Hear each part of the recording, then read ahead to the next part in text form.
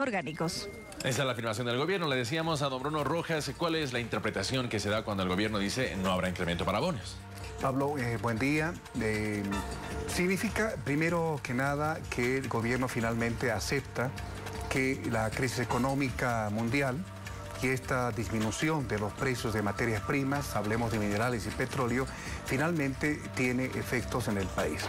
Y esto se ha traducido en una caída fuerte, notable, de lo que significan los ingresos por el concepto de IDH, por venta y exportación de gas en el país, de 5.489 millones de dólares que se registró allá en 2014 a el año pasado de 3.768 bolivianos, millones de dólares en este caso. Esto obviamente hace que el gobierno tenga que ajustar el presupuesto, pero lo hace con aquellos sectores más vulnerables. En este caso, cuando el presidente menciona que bonos y particularmente la renta de los jubilados no van a tener incremento alguno, está mostrándonos que todo lo que significa el lado social, las políticas sociales, y reitero, la atención de poblaciones vulnerables serían las afectadas en este caso. Pero también el futuro de los bonos. Sí, por eso decíamos en el caso de los bonos, pero también los salarios, Pablo.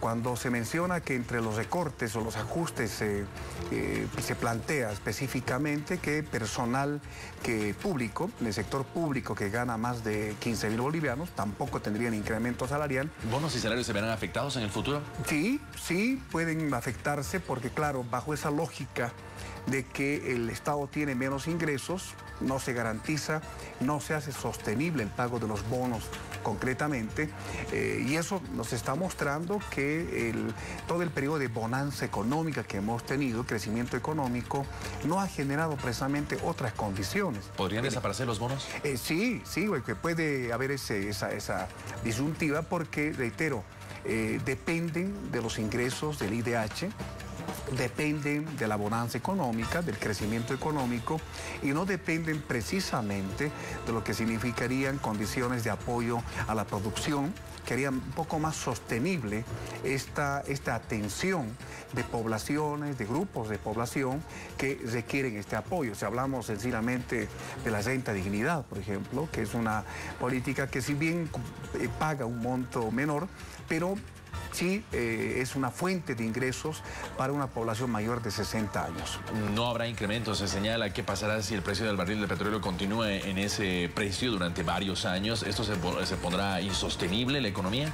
Sí, hay todavía algunas señales durante estos meses del año que muestran que, por ejemplo, en el caso del precio del barril de petróleo ha ido mejorando en parte, llegando hasta un 35, casi 40 dólares por el barril de petróleo. En el caso de los minerales también ha habido como una estabilidad en cuanto a los precios, pero la tendencia en general, por lo menos en los siguientes años, muestra que esta disminución va a ser efectiva y eso va a impactar directamente en lo que significa los ingresos económicos del país. Hubo 10 años de bonanza, ¿por qué no se invirtió en producción? En ese caso, para generar más recursos económicos y no solamente depender del petróleo. Efectivamente, Pablo, estos 10 años, lamentablemente, han sido años de despilfarro económico. Se han invertido en proyectos improductivos, se han invertido en otros tipos de actividades que no precisamente ha sentado las posibilidades que a futuro luego eso se traduzca en ingresos, en producción, por ejemplo.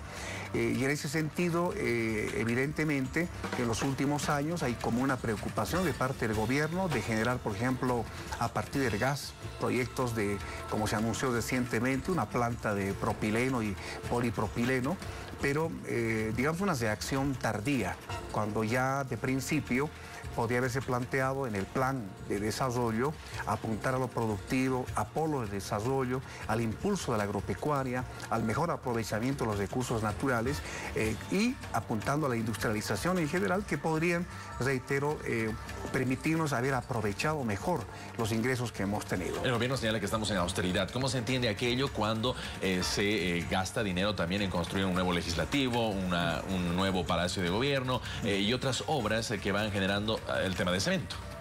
Esta es la contradicción más grande en el actual gobierno. Se habla de austeridad, se habla de ajustar, se habla de congelar, por ejemplo, en el caso de los bonos, se habla de que los incrementos salariales no llegan de manera uniforme a todos los trabajadores. Entonces, esto, pero también el gobierno al mismo tiempo está destinando recursos importantes para construcciones, por ejemplo, 2 edificios nuevos.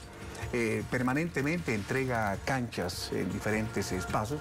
Nadie niega que puedan ser importantes, pero cuando hablamos de lo prioritario, de lo principal para un país con bajo nivel de industrialización, con bajo nivel de desarrollo, no es para perderse que los recursos deberían apuntar por ese lado.